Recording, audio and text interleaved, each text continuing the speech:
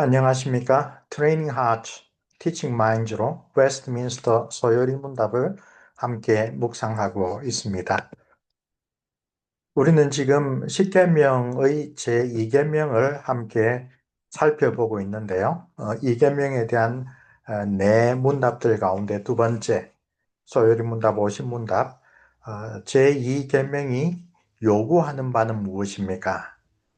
우리가 소요리 문답은 아이들에게 하나님의 계명이 아주 깊은 원리를 가르친다라는 것을 잘 새겨주기 위하여 이 계명이 우리에게 하라고 하는 바, 하지 말라고 하는 바, 그리고 이 계명에 붙어 있는 특별한 강조점 이런 것들로 한 계명을 하나로 묶어서 설명한 하이델베르그 요리문답과는 달리 소요리문답, 대요리문답은 계명의 내용을 다각도로 긍정적인 측면, 부정적인 측면 함께 나누어서 다룬다라고 이야기를 했지요.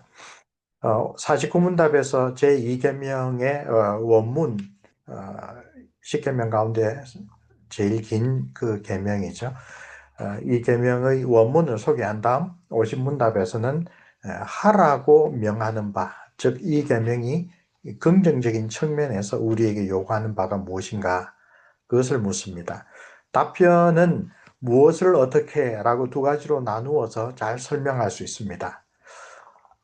제50문답은 이 계명이 명하는 바, 곧 이 계명이 우리에게 적극적으로 순종하라고 가르치는 내용이 무엇인지 첫째, 무엇을 하나님의 말씀, 그 성경에서 경건과 예배에 관하여 하나님께서 친히 확립하신 모든 규율들을 어떻게 세 가지 동사가 강조됩니다. 첫째, 받아들일 것, 둘째로 수행할 것, 셋째로 계속 유지할 것.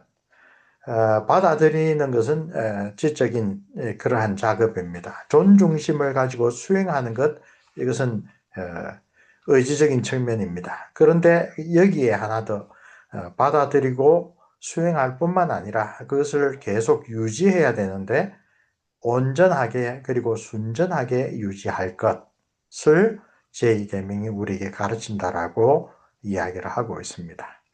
그리고 월요일의 묵상에서는 구약에 기록된 하나님의 율법을 크게 세 가지로 나누는 아주 전통적인 분류법을 우리에게 소개합니다. 첫째로는 civil law, 시민법이 있습니다. 이것은 엄격하게 구약의 이스라엘 백성들, 하나의 교회이면서 국가를 이루고 살았던 구약의 하나님의 백성들의 시민적인 삶을 위하여 주신 법률들입니다. 그리고 이것은 신약시대의 그리스도인들에게는 더 이상 문자적으로 적용되지 않습니다. 엄격하게 구약의 이스라엘 국가 공동체에 주신 사회적인 법입니다.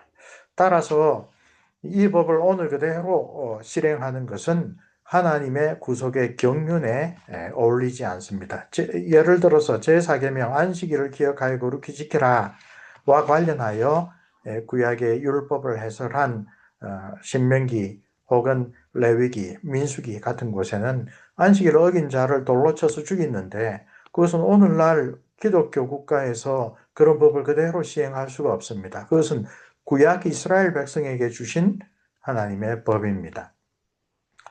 그 시대, 그 환경에서 필요하기 때문에 주셨으나 예수 그리스도로 말미암아 하나님의 나라가 이스라엘이라고 하는 민족적인 단위를 넘어서서 온 세상으로 퍼진 이러한 신약의 시대에 구약의 시민법적인 내용은 문자 그대로 효력을 계속 유지할 수는 없다라고 우리가 이해하고 있습니다. 두 번째는 도덕법입니다. 이것은 구약과 신약을 일관하여 하나님의 백성들이 지켜야 될 윤리적인 규정들입니다. 사실상 이것은 하나님의 백성들뿐만 아니라 모든 하나님의 형상으로 지음받은 사람들이 다 지켜야 할 마땅한 도리를 이야기를 하고 있습니다. 이것은 오늘날 교회의 시대에도 여전히 효력을 발휘하고 있는 그러한 법 내용들입니다. 세 번째는 제2계명과 관련된 예배와 직결된 하나님의 규정들입니다. Ceremonial Law라고 해서 의식법, 제사법입니다.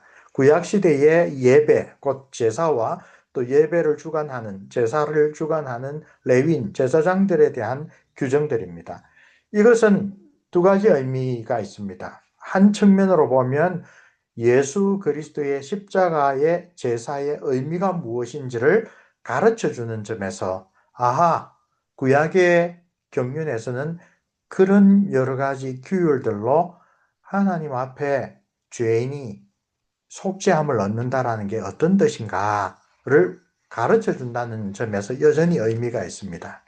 그러나 다른 한편으로 그 모든 제사들을 예수 그리스도께서 십자가 위에서 단번에 온전히 성취하셨기 때문에 지금 신약 시대에는 그것을 반복하지는 않습니다. 그 관계를 아주 분명하게 설명해 준 것이 바로 신약의 히브리서 같은 것이죠.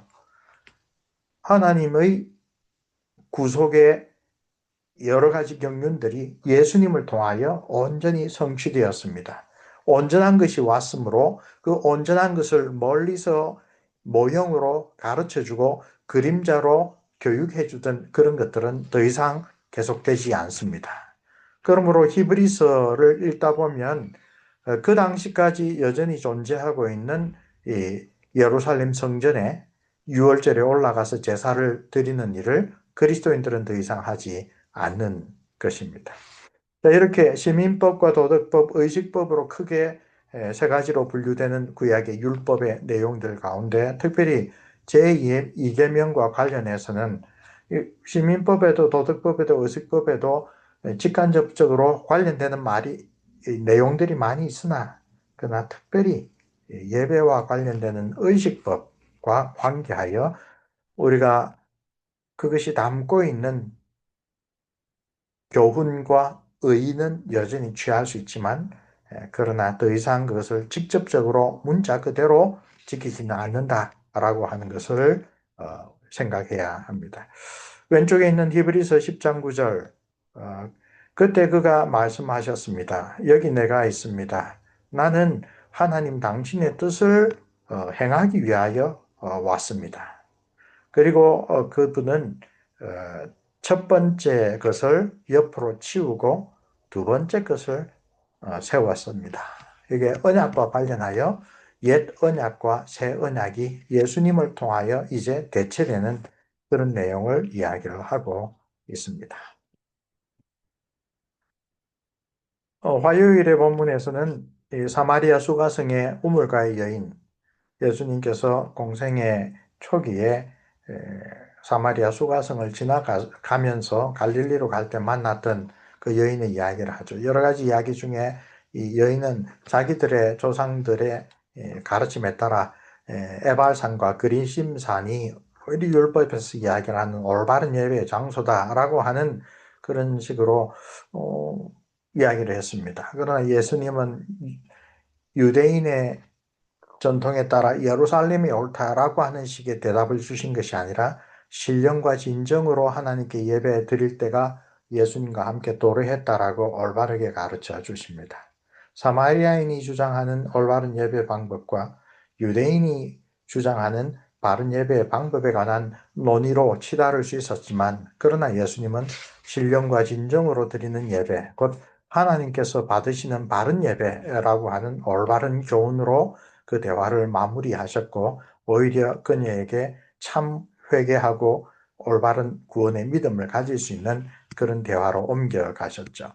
그런데 이것은 그냥 지나가는 이야기가 아니라 제2계명과 관련해서 그 하나님의 가르치신 바가 무엇인가, 즉 하나님께서 받으시는 올바른 예배가 무엇인지를 깨우쳐 주시는 아주 중요한 하나의 사건이라고도 우리가 평가할 수 있습니다.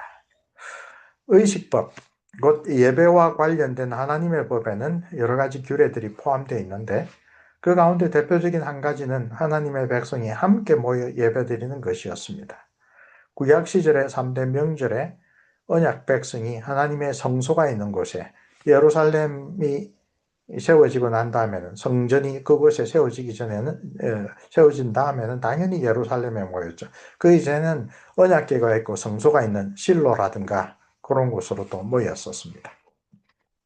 하나님의 임재하심 앞에서 언약 백성이 함께 모여 예배드릴 때 바로 그렇게 모인 예배하는 언약 백성들을 카할 혹은 에다 혹은 두 단어를 붙여서 카할 에다라고 불렀는데, 이것이 신약의 에클레시아라고 헬라어로 번역된 구약의 원래 단어입니다. 교회라고 하는 히브리어 단어입니다. 그들은 그때 제사뿐 아니라 하나님의 말씀을 듣고 함께 기도하고 함께 찬양을 올리는 것으로 예배를 드렸습니다. 예수 그리스도의 십자가 제사로 이미 성취된 예전들은 신약시대의 예배에서 사라졌지만, 즉 제사와 관련된 일들은 성취되었지만, 하나님의 백성이 예배를 위하여 구별된 날에 함께 모여 말씀과 찬양과 기도를 드리는 것은 지금도 계속되는 것이죠. 예배의 형식은 어떻게 보면 크게 변한 것 같지만, 그러나 예배의 본질은 여전히 지속되고 있다라고 우리가 이해할 수가 있습니다. 제2계명이 우리에게 명하는 바를 소요리 문답은 하나님께서 말씀으로 계시하신 올바른 예배의 규정들을 첫째로 받아들이라. 그 다음에 두 번째로는 존중심을 가지고 그 규례들을 이행하라 라고 이야기를 합니다. 하나님에 대하여 하나님께서 받으실 만한 올바른 예배를 우리가 드리려면 그 하나님의 위엄에 합당한 존경심을 가지고 나아가야 한다라는 교훈이 여기서 따라 나옵니다. 시편 5편, 7편이 여기 본문에 증거구절로 제시되고 있죠. 오직 나는 주의 풍성한 사랑을 힘입어 주의 집에 들어가 주를 경외함으로 성전을 향하여 예배하리이다. 여기서 예배를 받으시는 하나님에 대한 우리의 올바른 태도로 경외함, 한자어로 그냥 풀면 존경과 더불어 두려워하는 마음이 함께 섞여 있는 것입니다. 영어로 reverence라고 하는 말로 표현됩니다. 그게는 하나님이 지극히 높으신 분이고 거룩하신 분이고 죄인인 우리가 감히 나아갈 수 없는 그런 분이다라고 하는 그 인식에서 나온 두려워하는 마음, 어려워하는 마음, 엎드리는 마음이 포함되어 있습니다. 따라서 하나님께 예배드리는 자는 진지한 자세를 가져야 마땅합니다. 하나님을 경외하는 그리스도인은 최선을 다하여 예배에 참여하고 경외하는 자세와 어울리지 않는 행위들을 삼가해야 마땅합니다. 예배의 순서에 깃들어 있는 정신을 나도 동의하는 마음으로 참여해야 합니다. 그런 점에서 소요리 문답은 어린 아이들, 우리의 자녀들에게도 어른들과 함께 예배 드리는 것을 통하여 그 설교의 내용, 기도의 내용, 찬양의 내용을 어른처럼 다 이해하지는 못할지라도 거기에 깔려있는 예배하는 자, 예배하는 부모들의 태도에서 나타나는 경외심을 또 배우는 것이 옳다라고 오랫동안 가르쳐 왔죠. 따라서 예배 시간에 잡담하거나 졸거나 혹은 주의를 산만하게 하는 일들은 예배에 합당한 경외하는 마음과는 전혀 상반되는 것입니다. 그뿐 아니라 대표로 장로님이나 목사님이 혹은 안수 집사님이 기도하는데 그 기도하는 시간에 나의 생각이 우리 교회의 예배를 대표하는 그 기도문에 마음이 가 있지 않고 정신이 가 있지 않고 앞에서 기도하는 사람 따로 나는 따로 지내는 것도 그 예배 중에 있는 공적인 기도에 내가 바로 참여한 것이 아닙니다. 성가대의 찬송은 성가대의 음악 실력을 뽐내고 아름다운 찬송을 성도들 앞에 또는 하나님 앞에 경연하는 게 아닙니다. 우리가 그 대표하는 찬양대와 더불어 하나님께 경배하는 것입니다.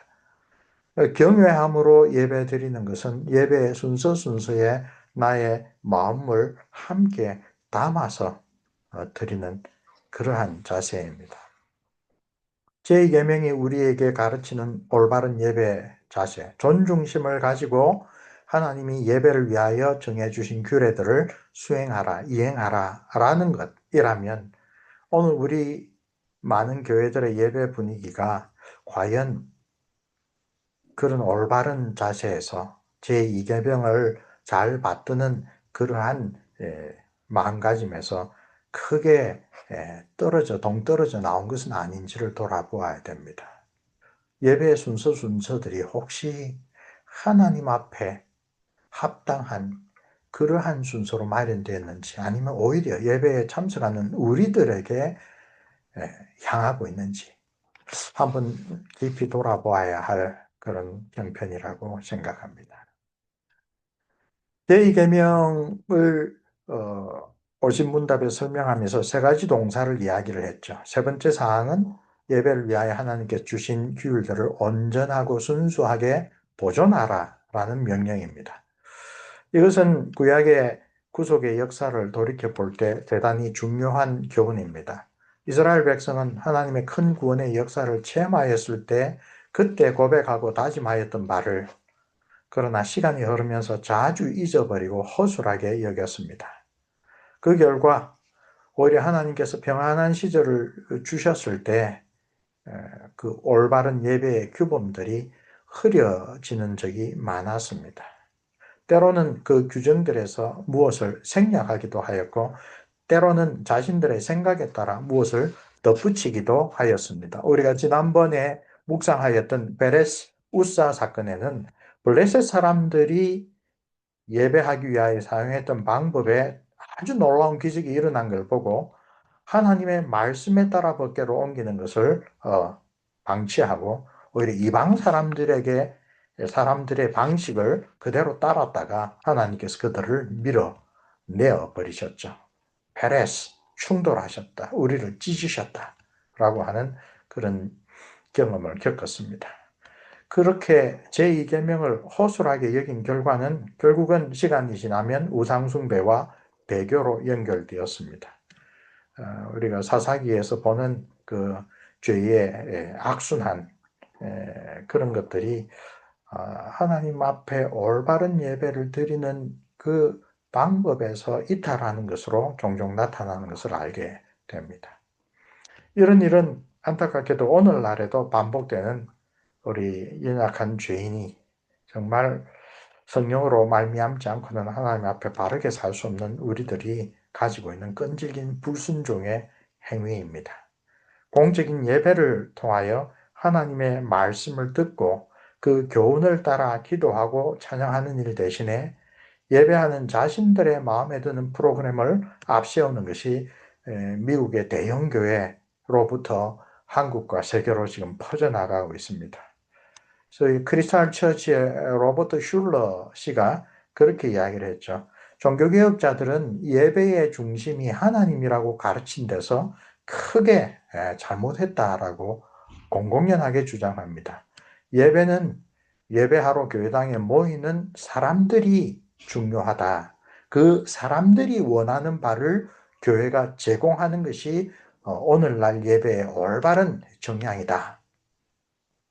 예배는 더 이상 하나님을 영화롭게 하고 우리 앞에서 이야기한 대로 경외심을 갖고 하나님 앞에 우리가 엎드리는 것이 아니라 하나님의 이름으로 모인 그 사람들에게 마치 백화점에 가서 쇼핑하는 구매자들을 어떻게든 만족시키려고 하는 그와 같은 사고방식으로 종교적인 욕구를 채우기 위하여 교회당에 찾아오는 사람들의 마음을 만족시키는 것이 현대 예배의 핵심이다라고 오히려 종교개혁자들의 경건을 꾸짖어 버렸죠.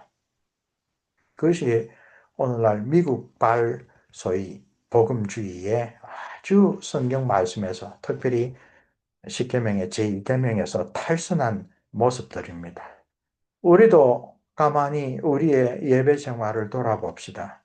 십계명, 2계명을 비롯한 하나님의 말씀이 이렇게 하나님께 예배 드리는 것이 올바르다라고 가르치는 그런 정신을 우리가 여전히 중요하게 붙잡고 있습니까? 아니면 결국 그 교회에 참여하고 헌금을 드리고 그 교회 구성원이 된 우리 마음에 오늘 우리의 형편과 상황에 걸맞는 그런 예배의 형식들, 그런 예배의 프로그램들, 그런 것에 우리의 마음이 끌려가 있습니까? 성경의 역사, 구속사의 역사를 보면 그것이 배교로 나가는 중요한 잘못된 첫걸음이다라는 것을 아주 거듭거듭 반복하여 우리가 배울 수가 있습니다. 여기 디모데전서 4장 1절로 3절에 사도 바울이 디모데 젊은 목사에게 보낸 그 훈계의 말, 경계의 말씀이 있습니다. 성령께서 분명하게 말씀하십니다. 이 말세에, 나중 시대에 어떤 사람들이 신앙을 저버릴 것이고, 그리고 사람들을 속이는 영들, 그리고 사실상 마귀들이 가르치는 이야기들을 따를 것이다. 그러한 가르침들은 이 위선적인 거짓말장애를 통하여 올 것인데, 이 사람들은 겉으로 보면 어떤 사람입니까? 교회 교사들입니다. 목사들입니다. 겉으로 보면. 나 그들의 양심은 아주 그 뜨거운 쇠처럼, 그치? 그렇게 식어버려요. 그들은 사람들에게 결혼하지 말아라, 혹은 어떤 음식을 삼가라, 이런 식으로 금욕주의적인 그런 노력으로 하나님의 은혜를, 구원의 은혜를 받을 수 있으리라 라고 생각하지만, 그러나 하나님께서 주신 것은 감사함으로 받으면 아무것도 버릴 것이 없다. 하나님이 지으신 피조물은 그 자체로 나쁜 것이 아니다. 그렇죠? 진리를 알고 있는 사람, 또 하나님을 올바르게 믿고 있는 사람은 예배에 있어서 이런 하나님이 기뻐하시는 올바른 방식으로 예배를 하지, 사람이 만든 어떤 금욕적인 규정들, 특별한 종교적인 규율들을 통해서 하나님이 기뻐하시는 예배와 경건을 실천한다. 그런 잘못된 생각에 빠지지 않는다고 이야기를 하고 있습니다. 사도 바울이 디모데에게 보내는 편지에서는 그 당시에 교회 안에 들어오는 금욕주의자들의 잘못된 가르침을 특별히 언급했지만, 오늘날에는 아예 이 쾌락주의자들, 현세주의자들, 물질적 번영, 이런 가르침으로 성도들의 신앙을 흔들어 놓고 있습니다. 레위기 10장에 기록된 나답과 아비후 사건은 제2계명의 독특한 의의와 중요성을 단적으로 보여주는 사건입니다. 본문을 한글로 인용해 두었습니다. 아론의 아들 나답과 아비후가 각기 향로를 가져다가 여호와께서 명령하지 아니하신 다른 불을 담아 여호와 앞에 분향하였더니 불이 여호와 앞에서 나와 그들을 삼키매 그들이 여호와 앞에서 죽은지라. 모세가 아론에게 이르되 이는 여호와의 말씀이라 이르시기를 나는 나를 가까이 하는 자 중에서 내 거룩함을 나타내겠고 온 백성 앞에서 내 영광을 나타내리라 하셨느니라. 아론이 잠잠하니. 이 나답과 아비후는 본문에 있는 대로 대제사장의 직분을 받은 아론의 첫째 아들, 둘째 아들들로서 그들 역시 제사장의 임무를 맡아 여호와 하나님 앞에서 백성을 대표하여 제사 드리는 존귀한 직분을 얻은 사람들입니다. 그 거룩한 직분을 잘 수행하기 위하여 하나님의 명령대로 일주일 동안 성별한 다음에 첫 번째로 제사를 드릴 때, 여기 나와 있는 대로 하나님께서 명령하지 아니한 다른 불, 히브리 원문을 보면 이상한 불이라고 되어 있습니다. 그것을 이 향로에 담아 분향하다가 곧바로 하나님이 그 불로 태워 죽이셨습니다. 이는 엄청난 사건이었습니다. 온 이스라엘 백성들이 모여 시내산으로부터 모세가 받아 백성에게 전한 예배 규례대로 첫 번째 제사를 드리는 데 일어난 참사였습니다. 아주 후대에 일어난 이 베레스 우사 사건과 비슷하죠. 다윗이 사울 시대와는 달리 우리는 하나님의 법궤 앞에서 늘 하나님의 뜻을 묻고 경건하게 살아가자라는 좋은 의도로 국가적인 종교 제전을 개최했는데, 그때 법궤를 매는 하나님께서 주신 규율을 생각지 않고 기적적으로 소가 베세메스로 왔던 그 사건을 그대로 모방했다가 베레스 우사, 베레스 때문에 이것이 망쳐졌다라고 분노하고, 또 우리가 하나님 앞에 잘 믿으려고 했는데 왜 하나님이 이렇게 우리를 벌하시나 두려워하는 그런 마음을 다윗이 가졌다고 했죠. 아주 유사한 게 예전에 있었습니다. 나답과 아비후가 첫 번째 제사를 드릴 때에 하나님께서 명하신 규례를 따르지 않다가 바로 하나님의 치심을 받아 죽었습니다. 그 아버지 아론이 얼마나 당황하고 또 슬프고 한편으론 또 분했을까요? 그러나 하나님은 모세를 통하여 곡하지 말아라. 하나님 앞에 더 가까이 섬기는 제사장들이 하나님을 예배하는 것이 얼마나 거룩하고 엄숙하고 중요한 것인 줄 바르게 알게 하기 위하여 그들의 생명을 거두어 가셨다라고 이야기를 하고 있습니다. 나를 가까이 하는 자 중에서 내 거룩함을 나타내겠고 온 백성 앞에서 내 영광을 나타내리라. 자기 종 제사장을 데려가셨는데 그게 영광이 된다. 이게 상당히 우리가 심각하게 생각해야 될 겁니다. 아까 우리가 제2계명에서 우리에게 하라고 명하신 것 가운데 두 번째로 공경하는 마음으로 이 규례를 지켜라 라고 하는 것을 하나님께서 얼마나 중요하게 우리에게 명하시는지를 보여주기 위함이다 라고 하는 것입니다. 나답과 아비후가 왜 다른 불을 향로에 담아 분향하려 하였는지 그 이유에 대해서는 여러 가지 설명이 있습니다. 그 문맥 뒤에 보면 따라서 하나님 앞에 나와서 가까이 섬기는 레위인 제사장들은 그 성전 예배를 드릴 때 성막에서 하나님 앞에 가까이에서 그 봉사할 때는 멀쩡한 정신을 가져라, 술 취하지 말아라, 그런 훈계의 말씀이 나와서 이때 나답과 아비후가 혹시 술 취해서 그랬나 라고 해석하는 사람들도 많이 있습니다. 그러나 그 전후 행막을 보면 아까 일주일 동안이나 그들이 하나님 앞에 성별하고 드리는 첫 번째 제사였다고 했죠.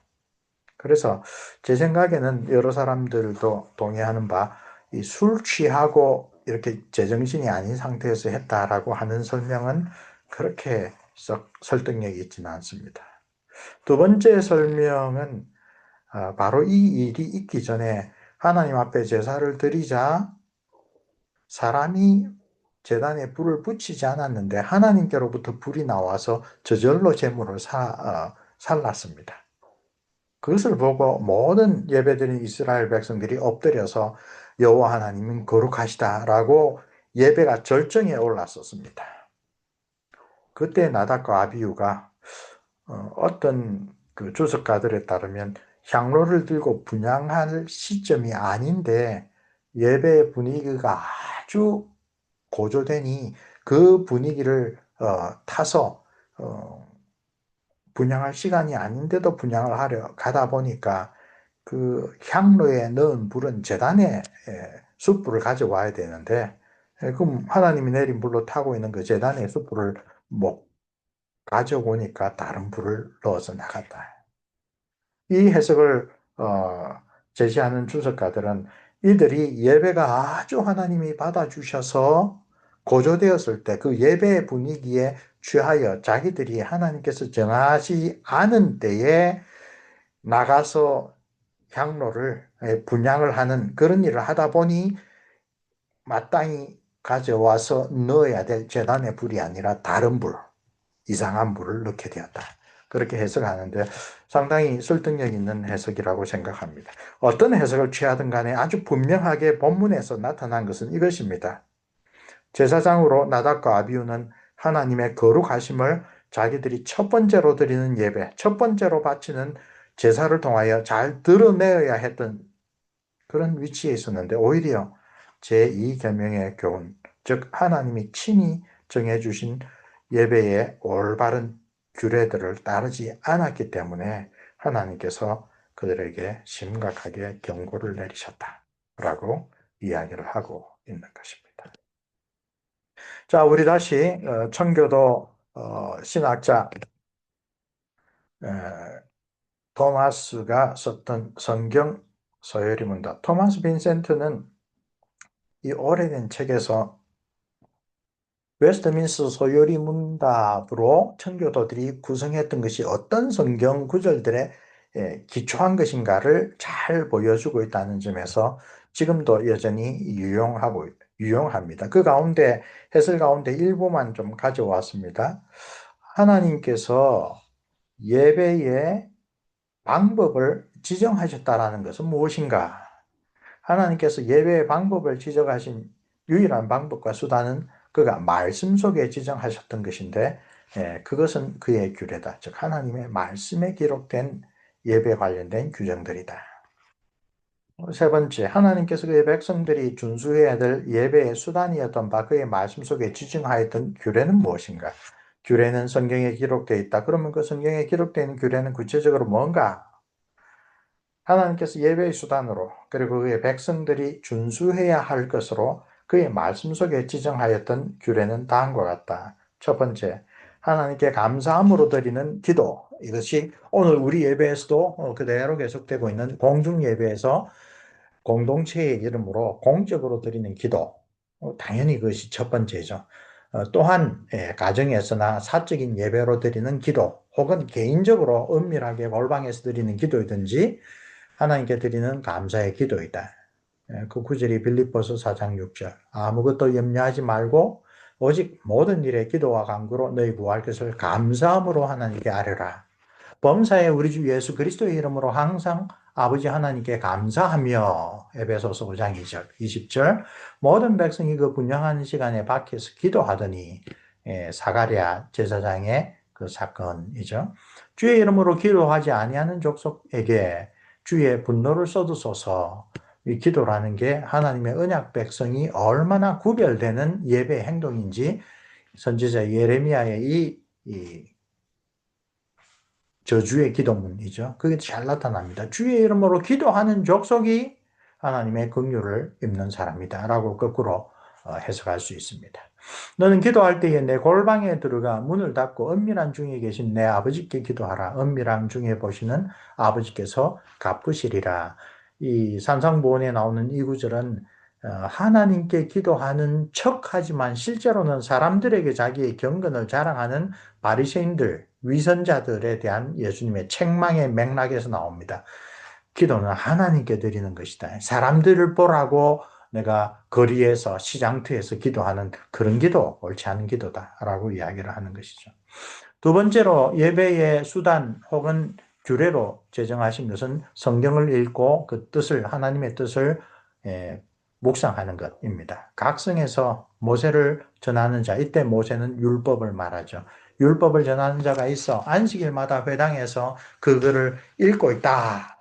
사도행전에 보면 이 디아스포라 유대인들을 통하여 유대인이 아닌 사람들도 하나님의 말씀이 무엇을 가르치는지 많이 알고 있었다. 그 이야기를 합니다. 예수님께서 바리새인들에게 한 이야기, 너희가 성경에서 영생을 얻는 줄로 생각하고 성경을 상고하거니와 이 성경이 곧 내게 대하여 증거하는 것이니라.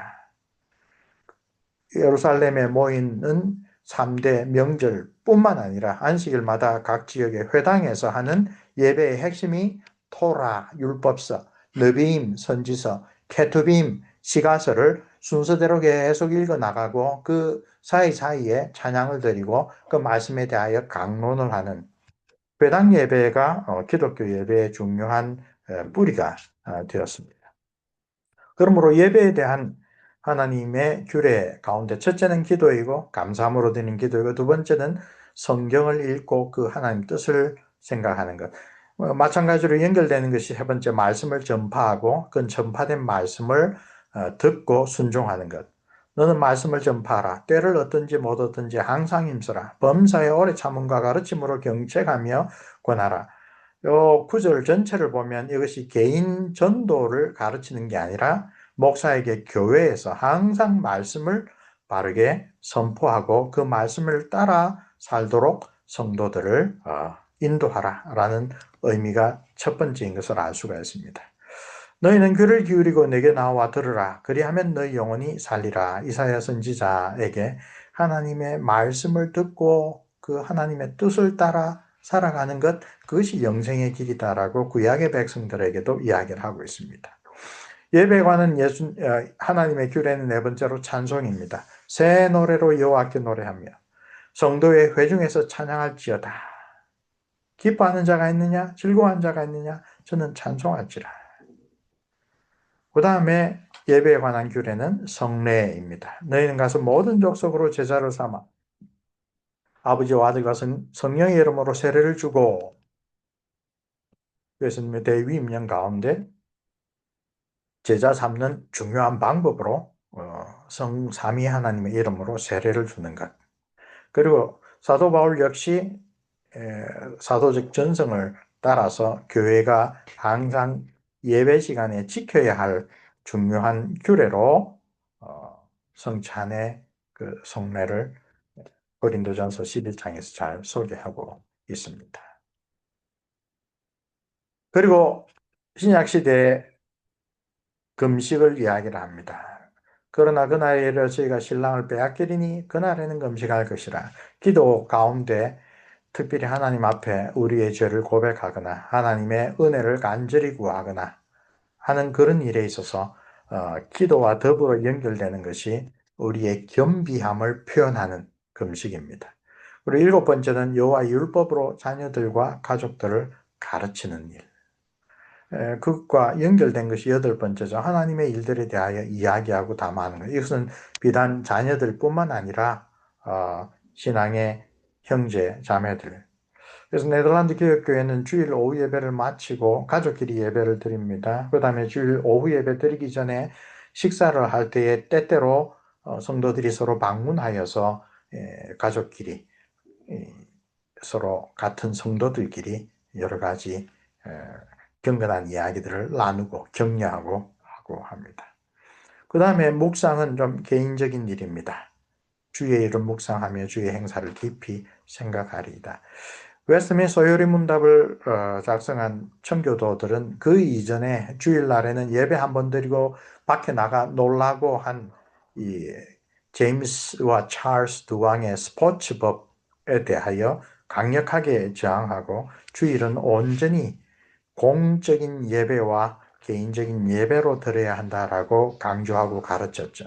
그 개인적인 예배 가운데 하나님의 말씀을 묵상하는 것, 하나님의 성경을 교회에서 말씀의 사역자를 통하여 설교로 들을 뿐만 아니라 또 개인적으로 연구하고 이해하는 것, 이런 것들을 아주 강조했습니다.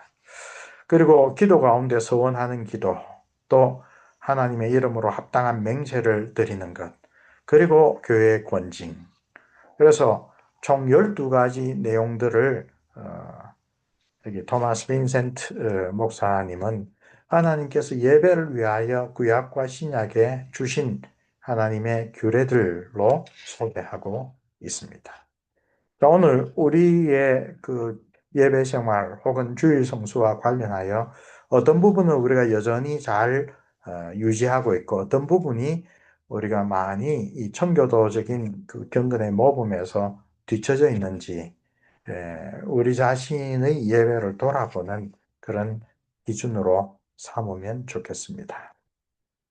자, 여리문답을 배우는 장로교 신앙에서 이 계명을 설명하는 가운데 일부를 가져왔습니다. 하이델베르그 요리문답은 형상숭배를 금하신 제2계명의 근본적인 정신을 하나님께서 그의 말씀에서 명하지 아니한 다른 방식으로 예배하는 것을 금하는 것이다 라고 설명합니다. 하이델베르 캐테키즘 96문답입니다. 그 주요한 증거 구조들을 살펴보면 우선 어떤 형태로든 하나님을 형상으로 표현하지 말 것을 가르치는 말씀들이 있습니다. 그리고 그 근거로 시내산에서도 하나님은 자기의 모습을 보여주지 않고 말씀으로 언약 백성들에게 자기의 뜻을 계시하셨다. 그리고 우주 만물을 창조하신 거룩한 분을 한낱 피조물의 형상으로 표현하는 것은 어리석다. 우상숭배를 아주 탐해했던 이사야 선지자가 그런 이야기를 잘 가르쳐 줍니다. 그런 다음에 하나님이 명하시지 않은 다른 불을 담아 분향하다가 죽음을 당한 나답과 아비후, 그리고 번제와 다른 제사보다 하나님의 목소리를 순종하는 것이 더 중요하다고 깨우친 선지자 사무엘의 교훈 등이 올바른 예배의 방법을 강조하는 제2계명을 뒷받침하고 있습니다. 장로교회의 대소 여리문답도 동일한 관점에서 참된 예배를 강조하는 2계명의 의의를 가르칩니다. 하나님께서 친히 제정하지 않으신 어떤 종교적 예배를 고안하고 의논하고 명령하고 사용하고 어떤 모양으로 승인하는 것들이 다 2계명에서 금지됩니다.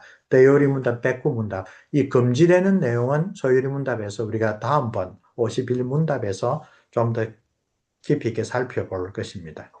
그것은 하나님을 외적으로 피조물의 어떤 형태나 모양으로 만드는 것, 직접적으로 문자적으로 위반한 것뿐만 아니라 어떤 구실을 대든지 하나님의 말씀에서 정해주지 않는 다른 예배 방법들을 사용하는 것도 포함이 됩니다. 그것이 다음번 서열이 문답 51문답의 강조점입니다.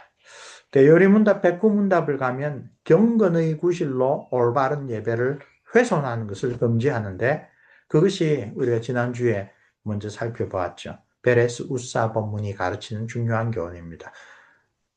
다윗은 아주 경건하고 올바른 동기에서 예배를 드렸는데 즉 1계명을 중요하게 여겨서 하나님 앞에 예배 드렸는데 그러나 그 하나님께서 주신 올바른 예배의 방법을 소홀히 했습니다. 3개월 후에 그가 말씀을 통하여 자기의 잘못을 깨달았죠. 베레스 우사 때문이 아니라 하나님이 우리를 충돌하셨다. 우리를 찢으셨다. 왜? 우리가 하나님의 규례대로 하나님 앞에 나아가지 않았기 때문이다. 말씀을 묵상하는 것, 그것은 참으로 중요한 일입니다.